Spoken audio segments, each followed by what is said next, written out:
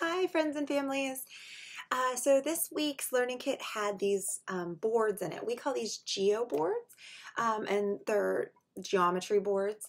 And what we use them in a regular preschool year is we talk about, first we start off doing lines. And so one thing we talk about is we use the rubber bands and we talk about straight lines. We talk about diagonal lines, and then we have them do it. And then we can talk about how we can make like curvy lines when they're not straight. So we start off with that, and then we'll show them, or what I'll usually do is I'll show them like a shape, and we'll talk about, say, squares that week, if that's the shape of the week. And I included in your packet the common shapes that we use. So we might do, again, squares are easy, and so we'll talk about how they have to have all four sides, and we'll note that are the same length. And so we'll talk about how this is even a square. And so one easy trick to make a square is we can just use our rubber bands and go the whole way around, and we can create our own square.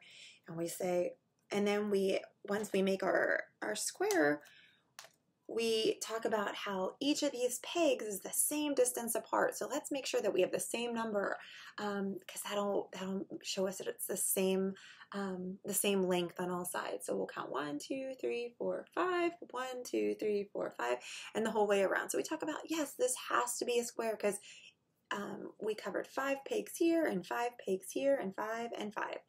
And then I can say, but let's make another shape.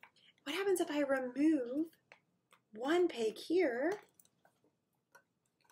and now they're not the same size anymore, so it makes a different shape. Now it makes a rectangle. And so we'll count them together. 1, 2, 3, 4. Yep, this side only has 4 pegs. 1, 2, 3, 4. This side only has 4, but let's count these two. 1, 2, 3, 4, 5. That's more than 4. And then we'll say, so this must be a rectangle. And then, again, moving on to the triangles, and the circles are really hard. So honestly, we usually just do squares, rectangles, and different kinds of triangles. But then I would put out, and you can leave this out for them and say, hey, can you make any of these letters? And so they would, look at those and try to copy them with the rubber bands. And then talking about the letters, and you can say, let's make the first letter of your name, or again, it could be anything, and then you could do a letter, and then they could do a letter. So these boards are super fun. And also then just be creative with them. I could say like, oh, I'm going to try to make maybe I'm going to try to make a flower, and so I'm just making this up as I go. So, and again, it doesn't even have to look like a flower, but here, this is my best flower that I have. And I might say, or a lollipop, or I don't know, whatever.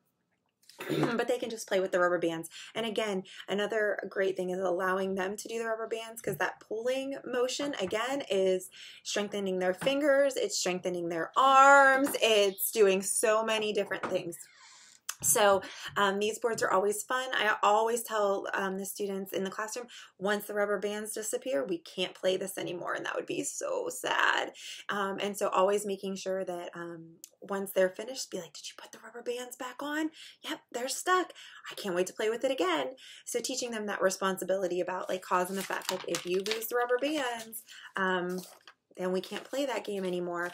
And I always also go over rules about like, these are tools, we don't fling them, these don't go in our hair, these are just for this game, and once they're gone, they're gone. But if something breaks or something like that, just let me know and I can drop off some extra rubber bands. But have fun.